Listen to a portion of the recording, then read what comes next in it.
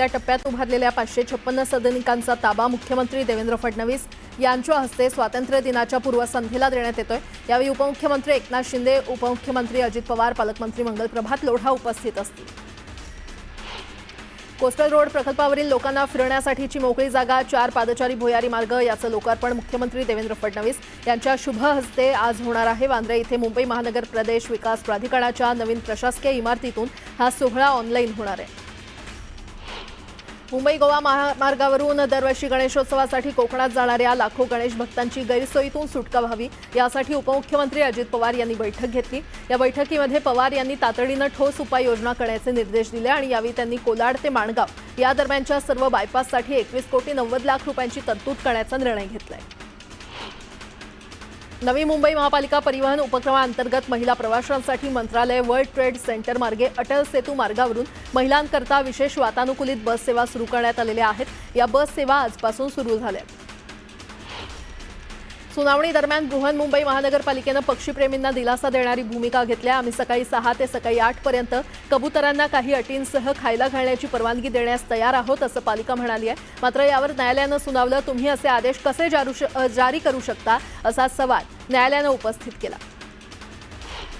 आजच्या तरुणाईला मोबाईल आणि आभासी जगापासून दूर ठेवण्यासाठी पारंपरिक खेळाचं प्रोत्साहन महत्त्वाचं आहे असं प्रतिपादन क्रीडा आणि युवक कल्याण मंत्री माणिकराव कोकाटे यांनी केलं। देशी खेळांना शासकीय स्तरावर मान्यता देण्यासाठी प्रयत्न केले जातील। प्राथमिक शाळांमध्ये लंगडी, दोरीच्या उड्या, लगोरी यासारखे खेळ अनिवार्य करण्याबाबत लवकरच निर्णय होईल असं कोकाटे म्हटले। धाराशिवच्या भूम वाशी तालुक्यात जोरदार पाऊस कोसळला। मुसळधार पावसामुळे चांदणी नदीला पूर आलाय। कांदलगाव, घारगाव, राजुरी यासह अन्य 4-5 गावांचा संपर्क तुटलाय। महिनाभराच्या खंडानंतर जळगावात पावसाचं पुनरागमन झालंय। यामुळे शेतकऱ्यांसह नागरिकांना दिलासा मिळालाय। खात्याच्या अंदाजानुसार 14 ते 17 ऑगस्ट दरम्यान जिल्ह्यात मध्यम स्वरूपाचा पाऊस होण्याची शक्यता आहे। मुंबईतल्या अनेक भागात मुसळधार पाऊस पडतोय। बोरिवली परिसरात देखील संततधार पाऊस पडतोय आणि यामुळे वाहतूक धीम्या गतीनं सुरू आहे। अनेक दिवसांच्या खंडानंतर मुंबई शहर आणि उपनगरात पावसानं हजेरी लावली आहे। पहाटेपासूनच मुंबईत संततधार पाऊस पडतोय। कोल्हापुरात सध्या पावसाचा जोर कमी झालाय। मात्र पश्चिम घाटात सध्या दाट धुक्याची चादर पाहायला मिळते। या ठिकाणी प्रसिद्ध असलेल्या फोंडा घाटातही आल्हाददायक वातावरण पाहायला मिळते। मुंबई वेधशाळेनं वर्तवलेल्या अंदाजानुसार नाशिक जिल्ह्यामध्ये पुढील 3 दिवस 1 ते 2 ठिकाणी येलो अलर्ट देण्यात आलेला आहे। मेघगर्जनेसह विजांचा कडकडाट, हलका ते मध्यम पाऊस आणि सोसाट्याचा वारा वेगानं वाहण्याची शक्यता आहे। आता एक मोठी बातमी। शिवसेना पक्ष आणि चिन्ह प्रकरणावर आता सुप्रीम कोर्टात 8 ऑक्टोबरला सुनावणी होणार आहे। स्थानिक स्वराज्य संस्थांच्या निवडणुकांअगोदर सुनावणी व्हावी अशी उद्धव ठाकरे यांची इच्छा होती।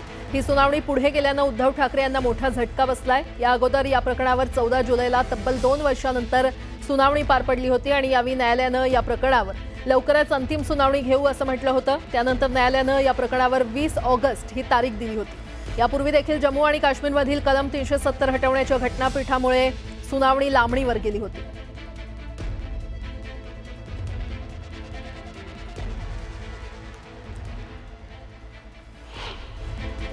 आणि आता आणखीन एक मोठी बातमी। मनसे अध्यक्ष राज ठाकरे यांनी आज मुंबईतील सर्व महिला आणि पुरुष विभाग अध्यक्षांची बैठक बोलावलेली आहे। वांद्रे इथल्या MIG क्लब इथे ही बैठक बोलावण्यात आलेली आहे। आगामी मुंबई महापालिका निवडणुकांबाबत रणनीती ठरवण्यासाठी ही बैठक बोलावण्यात आलेली आहे।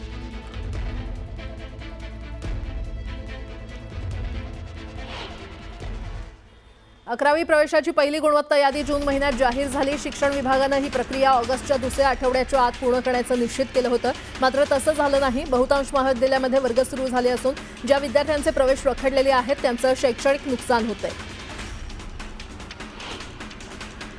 समृद्धी महामार्गावरील मूलभूत सुविधांची अवस्था दयनीय असल्याच्या कारणावरून मुंबई उच्च न्यायालयाच्या नागपूर खंडपीठानं महाराष्ट्र राज्य रस्ते विकास महामंडळाला फटकारलंय। महामार्गावरील पेट्रोल पंप परिसरात प्रसाधनगृह, पिण्याचं पाणी, उपाहारगृह इत्यादी मूलभूत सुविधा उपलब्ध करून देण्यात आलेली आहेत। मात्र त्याची देखभाल केली जात नसल्यानं फटकारलंय।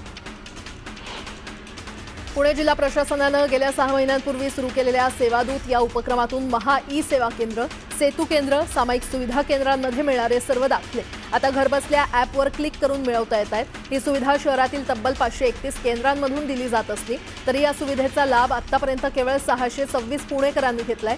यावरून या सुविधेला पुणेकरांनी थंड प्रतिसाद दिल्याचं पाहायला मिळतंय। पुणे मेट्रोबाबत एक मोठी अपडेट आलेली आहे। येत्या 15 ऑगस्टपासून पुणे मेट्रो गर्दीच्या वेळेस दर 6 मिनिटाला प्रवाशांना सेवा देणार आहे, तर विना गर्दीच्या वेळी मात्र दर 10 मिनिटाला एक ट्रेन असणार आहे। पुणे आणि पिंपरी चिंचवड शहरामध्ये दहीहंडी उत्सव शनिवारी साजरा होणार आहे आणि त्यामुळे वाहतूक पोलिसांच्या सूचनेवरून शहराच्या मध्यवर्ती भागातून सुरू असलेल्या पीएमपी बसच्या मार्गात बदल करण्यात येणार आहे। पुण्यात गणेशोत्सवाच्या 1 महिना आधी ढोल ताशा पथकातील तरुणाईच्या सरावाला दणक्यास सुरुवात झाली आहे। तरुणांचा उत्साह या सरावामध्ये पाहायला मिळत असून पथकातील तरुणाई नव्या ऊर्जेनं वादन करते। 15 ऑगस्टला देशभरातील प्रमुख रेल्वे स्थानकांवर देशभक्तीचा सुमधूर जयघोष होणार आहे। अशा प्रकारचा हा कर्णमधूर जयघोष विविध रेल्वे स्थानकांवर पहिल्यांदाच होणार असून आरपीएफचे जवान संगीत सादरीकरण करणार आहेत। वाहनांना उच्च सुरक्षा क्रमांक पाटी बसवण्यासाठी वारंवार मुदतवाढ देण्यात आल्यानंतरही केवळ 30% वाहनांची पाटी बदललेली आहे। 15 ऑगस्ट रोजी अखेरची मुदत संपत आली असताना 70% वाहनधारकांनी याकडे सपशेल दुर्लक्ष केल्याचं स्पष्ट झालंय। पुणे शहरातील विविध भागातील रस्त्यांवर पडलेल्या खड्ड्यांची तक्रार महापालिकेकडे करता यावी यासाठी महापालिकेनं सुरू केलेल्या पीएमसी रोड मित्र ॲपवर पहिल्या दिवशी 43 तक्रारी आलेल्या आहेत। या तक्रारींची नोंद पथ विभागाच्या संबंधित अभियंत्यांनी घेतली असून त्याचं निवारण केलं जाणार असल्याचं पथ विभागातील अधिकाऱ्यांनी सांगितलं। पिंपरी चिंचवड महापालिकेच्या अर्थसंकल्पासाठी उद्यापासून नागरिकांना ऑनलाईन आणि ऑफलाईन पद्धतीनं कामं सुचवता येणार आहेत। रस्ते, सांडपाणी, आरोग्य, उद्यानं आणि क्रीडांगणं अशी कामं सुचवता येणार आहेत। या कामांसाठी त्यांच्या परिसरात वसूल होणाऱ्या मालमत्ता कराच्या 10% निधीची तरतूद करण्यात येणार आहे। आता एक मोठी बातमी, महायुतीमध्ये सगळं काही आलबेल असून तिसऱ्याला जागा नाही अशा शब्दात मुख्यमंत्री फडणवीस यांनी ठाकरेंना दिलेली ऑफर म्हणजे केवळ मजा मस्करी असल्याचं पुन्हा एकदा स्पष्ट केलंय। CNN न्यूज 18च्या टाउन हॉल या विशेष कार्यक्रमामध्ये ते बोलत होते। ये जो आपने उद्धव जी को न्योता दिया था सदन में, वो क्यों दिया था फिर? ये न्योता कैसा था मालूम है? जैसा अपन चलते चलते अब आप और मैं मिल गए, मतलब अपन तो दोस्त थे पर समझ लिए पहली बार मिले, तो मैं आपको जाते जाते बोलता हूं अच्छा मिलना फिर कभी। आपको भी मालूम है आप नहीं मिलने वाले और मुझे भी मालूम है मुझे मिलना नहीं है आपसे। ये मिलना फिर कभी था। अब मीडिया को इतना भी समझ में नहीं आता तो मैं करूं क्या भाई? जो सभागृह में मजाक चलती है या जो हाउस में एक प्रकार से एक दूसरे की टांग खिंचाई होती है, तो आजकल ये चीजें भी लोग समझते नहीं। अब इसको अगर न्योता मान ले तो ये तो बड़ा आश्चर्य की बात है। तो ये मैं आपको आपके आगे के प्रश्न समाप्त कर देता हूं। हमारे यहाँ कोई जगह खाली नहीं है, नो। रायगडच्या राजकारणात शिवसेना आमदार भरत गोगावले आणि सुनील तटकरे यांच्यामध्ये वाद उफाळून आलेला आहे। रायगडच्या पालकमंत्री पदावरून या दोन्ही नेत्यांमध्ये गेल्या काही दिवसांपासून धुसफूस सुरू आहे आणि अशातच आमच्या मेहनतीमुळेच सुनील तटकरे हे एकमेव राष्ट्रवादीचे खासदार झाले ते विसरले असतील, मात्र आता त्यांची उलटी गिनती सुरू झाली आहे अशा शब्दात राज्याचे रोजगार हमी योजना मंत्री भरत गोगावले यांनी सुनील तटकरे यांच्यावर शाब्दिक हल्ला चढवलाय। माणगाव इथे आयोजित शिवसेनेच्या मेळाव्यात ते बोलत होते। तर शिवसेना भाजपच्या 4 आमदारांनी जर मदत केली नसती, आम्ही थोडी जरी मानवाकडी केली असती तरी त्यांचा जय महाराष्ट्र झाला असता असंही भरत गोगावले म्हटलेत। दरम्यान कोण काय बोलतं त्याच्यावर प्रतिक्रिया देण्या इतका मी छोटा नाही असं म्हणत खासदार सुनील तटकरे यांनी पलटवार केलाय। एकूणच रायगडमध्ये महायुतीत धुसफूस पाहायला मिळते।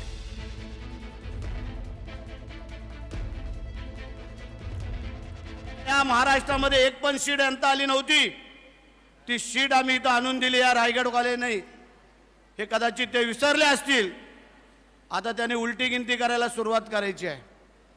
लक्षात ठेवा, आता उलटी गिनती म्हणजे मी नसतो, रविशेठ नसते, आमचा महेंद्र दळवी नसता, तिथं योगेश कदम नसते, हे आम्ही चौघांनी जर अशी थोडी जरी वाकडी मान वळवली असती ना तर हे 82,000 कुठल्या कुठं धुळीला वाऱ्यासारखे उडून गेले असते। कोण काय बोलतं त्याच्यावरती प्रतिक्रिया देण्या इतपत मी काय छोटा नाही आहे। दोन एक असं आहे की प्रदेश राष्ट्रवादी काँग्रेस पक्षाचा अध्यक्ष आहे, मला माझ्याबद्दल कोण काय बोलले हे मी ऐकलेलं नाही। एक ऐकल्याच्यानंतर त्याची प्रतिक्रिया ते काय द्यायची असेल ती त्या ठिकाणी दिली जाईल। मी माझ्या पक्षाचा राज्याचा अध्यक्ष आहे। मी 5 वेळेला विधानसभेवरती जिल्हा परिषद अध्यक्ष म्हणून आज 2 वेळेला लोकसभेवरती निवडून आलेला आहे, एकदा महायुतीमधून एकदा महाविकास आघाडीकडून। त्याच्यामुळे पक्ष आणि पक्षाचं संघटन मजबूत करणं या पद्धतीने मी महाराष्ट्रामध्ये काम करतो आहे आणि माझी भूमिका महाराष्ट्राने पाहिलेली आहे। पुन्हा एकदा बातम्या वेगवान स्वरूपात. करवीर निवासिनी श्री अंबाबाईच्या मूळ मूर्तीचं दर्शन आजपासून पूर्ववत सुरू होणार आहे. संवर्धन प्रक्रियेनंतर भारतीय पुरातत्व सर्वेक्षण विभागाच्या सूचनेनुसार संवर्धनानंतर एक दिवस देवीचं दर्शन थांबवण्यात आलं होतं. धाराशिवच्या तुळजाभवानी मंदिरातील गाभारा काढणार असल्याची माहिती ही अफवा असून असा कोणताही निर्णय झाला नसल्याचं जिल्हाधिकारी तथा मंदिर संस्थानचे अध्यक्ष कीर्ती किरण पुजार यांनी स्पष्ट केलंय. भुसावळ विभागातील भुसावळ बडनेरा खंडात आज वाहतूक ब्लॉक घेण्यात आलेला आहे. ब्लॉकमुळे या मार्गावरील 4 गाड्या रद्द करण्यात आल्या असून इतर 3 गाड्या नियोजित वेळेपेक्षा विलंबानं धावणार आहेत. मावळच्या तळेगाव दाभाडे शहरात आज पाणीपुरवठा बंद राहणार आहे. शहराला पाणीपुरवठा करणाऱ्या सोमाटणे जॅकवेलमध्ये आज 14 ऑगस्ट रोजी देखभाल आणि दुरुस्तीची कामं होणार आहेत. त्यामुळे सकाळी 10 ते रात्री 7 वाजेपर्यंत पाणीपुरवठा बंद असेल. नागरिकांनी पाणी जपून वापरावं असं आवाहन नगरपरिषद प्रशासनानं केलं. गोंदिया जिल्ह्यातील तब्बल 5,844 धान उत्पादक शेतकरी बोनसच्या प्रतीक्षेत आहेत. गोंदिया जिल्ह्यातील 5,844 शेतकरी बिन पोर्टलमध्ये ब्लॉक केल्यानं बोनसच्या प्रतीक्षेत आहेत आणि दरम्यान या शेतकऱ्यांचे सातबारे आणि फेरफार तपासल्यानंतर त्यांच्या खात्यात पैसे वळवण्यात येतील अशी माहिती गोंदियाचे जिल्हा पणन अधिकारी विवेक इंगळे यांनी दिली आहे. गोंदियामध्ये विद्यार्थ्यांसाठी स्टुडंट केबीसी शो आयोजित करण्यात आला होता. स्टार इंटरनॅशनल शाळेच्या शिक्षकांनी कम्प्युटरवर ऑनलाईन पद्धतीनं विद्यार्थ्यांना प्रश्न विचारले. जिल्ह्याच्या 80 शाळांमधील 400हून अधिक विद्यार्थ्यांनी सहभाग घेतला होता.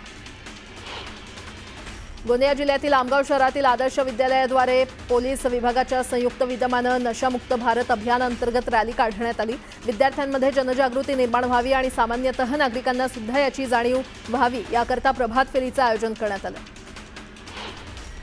सांगली महापालिका क्षेत्रामध्ये 15 ऑगस्ट रोजी मटण मांस विक्रीवर बंदीचे आदेश जारी करण्यात आलेले आहेत. महापालिका आरोग्य खात्याकडून पालिका क्षेत्रात मटण मांस बंदीचा आदेश जारी करण्यात आला आहे. दरम्यान मात्र महापालिका आयुक्त सत्यम गांधी आणि अतिरिक्त आयुक्त राहुल रोकडेंना यासंदर्भात काहीही माहीत नसल्याचं त्यांनी स्पष्ट केलंय. त्यामुळे या आदेशावरून प्रशासनाचा सावळा गोंधळ समोर आलाय. भुसावळ रेल्वे अतिक्रमणधारकांनी वंचित आघाडीनं पालिका प्रशासकीय कार्यालयासमोर मंगळवारपासून ठिय्या आंदोलन सुरू केलंय.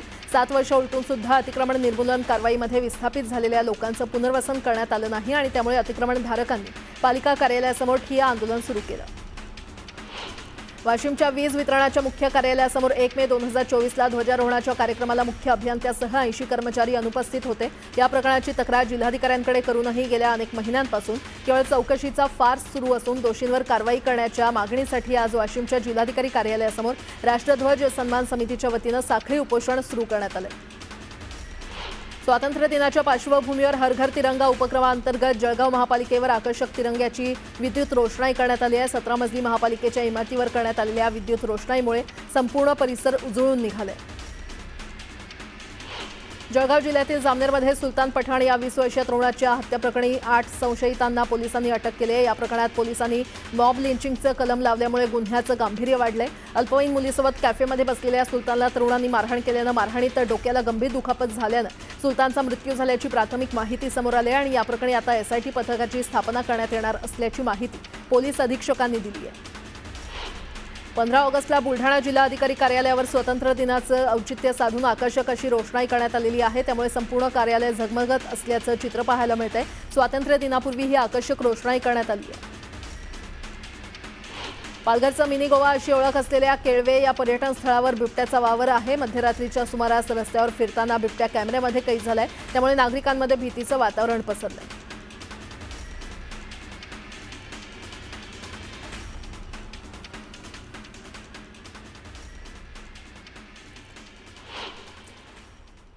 बातमी सोलापुरातून. सोलापूर शहरात गेल्या 3 ते 4 दिवसांपासून मुसळधार पाऊस सुरू आहे आणि त्यामुळे नदी नाले तुडुंब भरून वाहू लागलेत.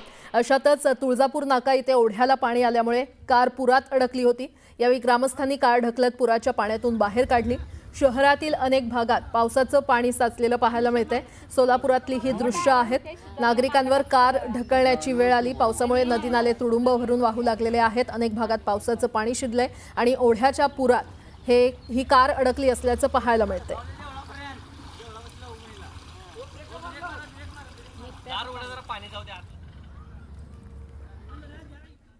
राष्ट्रवादी काँग्रेसनं नवाब मलिक यांच्यावर मोठी जबाबदारी दिल्यानं महायुतीमध्ये नव्या वादाची ठिणगी पडण्याची शक्यता आहे. आगामी महापालिका निवडणुकीच्या पार्श्वभूमीवर अजित पवार आणि प्रदेशाध्यक्ष सुनील तटकरे यांनी मलिकांना मुंबई निवडणूक व्यवस्थापन समितीचं अध्यक्षपद दिलंय. त्यांच्या अध्यक्षतेखाली असलेल्या समितीमध्ये सना मलिक शेख, माजी आमदार झिशान सिद्दीकी, सिद्धार्थ कांबळे यांच्यासह काही नेत्यांवर महत्त्वाची जबाबदारी सोपवण्यात आलेली आहे. तर या नियुक्तीवरून आता महायुतीमध्ये नवा वाद पेटण्याची शक्यता आहे. कारण यापूर्वी एका प्रकरणात नवाब मलिकांनी भाजपच्या नेत्यांवर जोरदार टीका केली होती. विधानसभा निवडणुकीतही मलिकांना उमेदवारी देण्यासाठी भाजपनं कडाडून विरोध केल्याची चर्चा होती. मात्र शिवाजीनगर मतदारसंघातून मलिकांनी राष्ट्रवादीच्या तिकिटावर निवडणूक लढवली होती आणि त्यानंतर मलिकांना मंत्रिपद मिळणार का याचीही चर्चा सुरू झाली. मात्र मंत्रिमंडळ निर्मितीवेळी मलिकांचा पत्ता कट झाला आणि या सर्व वादात नवाब मलिकांवर पक्षानं आता मोठी जबाबदारी दिल्यानं भाजप आक्षेप घेणार का यावरून राजकीय वर्तुळात चर्चांना उधाण आलं.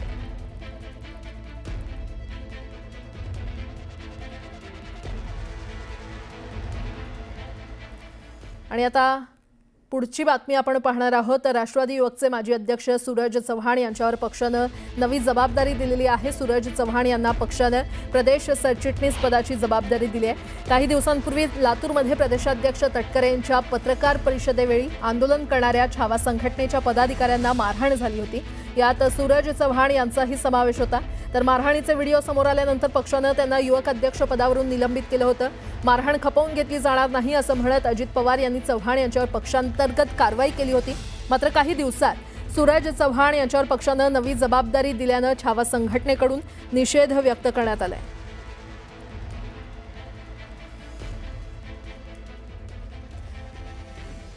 पुन्हा एकदा बातम्या वेगवान स्वरूपात.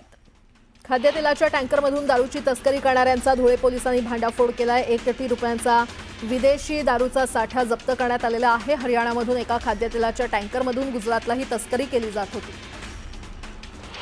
जामनेर तालुक्यातील बेटावद येथील युवकाच्या खुनानंतर पोलीस आणि नगर परिषद प्रशासनानं शहरातील 8 कॅफेवर संयुक्त कारवाई केली आहे. या प्रकरणी संबंधितांना नोटीस बजावण्यात येणार असल्याची माहिती प्रशासनाकडून देण्यात आली आहे. दरम्यान शहरातील कॅफे सेंटरमध्ये अश्लील प्रकार होत असल्याचा आरोप होत असल्यानं ही कारवाई करण्यात आली आहे.